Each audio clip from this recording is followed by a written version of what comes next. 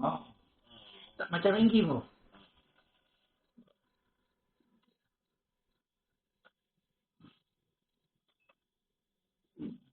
Dia tarik kan?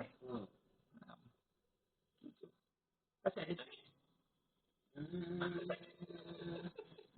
Ah, lekuk tu cantik lagi. Lekuk bahu tu cantik. Ah, lekuk bahu cantik. Ah, tapi bahu belah kiri ni tak balance sikit ni.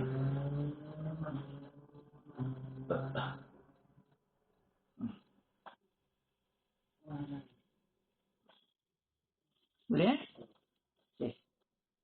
So, yang itu dia punya bahu ni macam tak balance.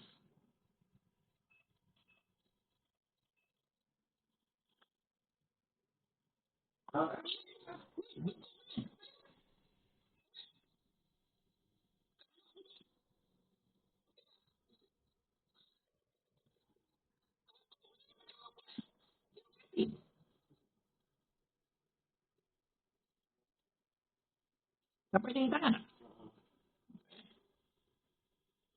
Ini saya tengah buat urutan bioenergetik, meridian massage. Ni urutan untuk sakit bahu. Urutan bahagian bahu.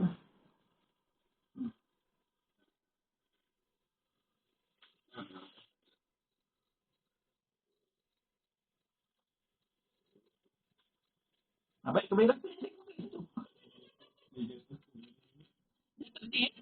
Oh, bukan apa.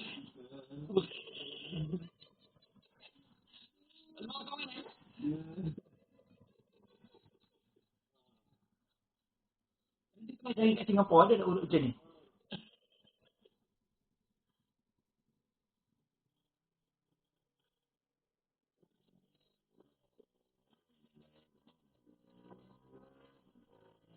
Okey. Hai. Okey, angkat tangan macam Superman nak terbang. Ke atas, ke atas saya, atas saya. Ke depan, angkat-angkat tinggi. Macam nak jawab soalan, macam kecil-kecil dulu. Tapi bukan satu tangan, dua-dua tangan. Ini kita ditok. Hai. Bukan main-main punya. Ini bukan relaxing massage. Relaxing. Boleh kalau saya nak buat relaxing.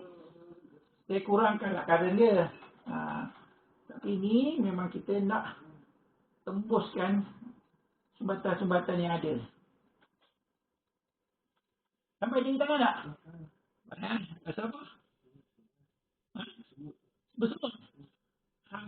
Maksudnya mana? Bersemut tu maksudnya sumbat. Tapi tak tahu. Dia bersemut dia kalau dah tak sumbat tu dia rasa karen. Kalau bersemut tu macam kebas dia. Kalau lagi teruk sumbatan dia, dia rasa mencucuk. Kalau lagi teruk dia rasa pedih menjerit. Apa yang tersumbat? Urat saraf. Aliran darah.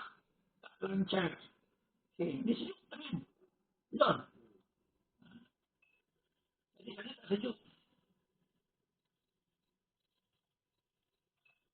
Eh, sejuk tangan. Sejuk.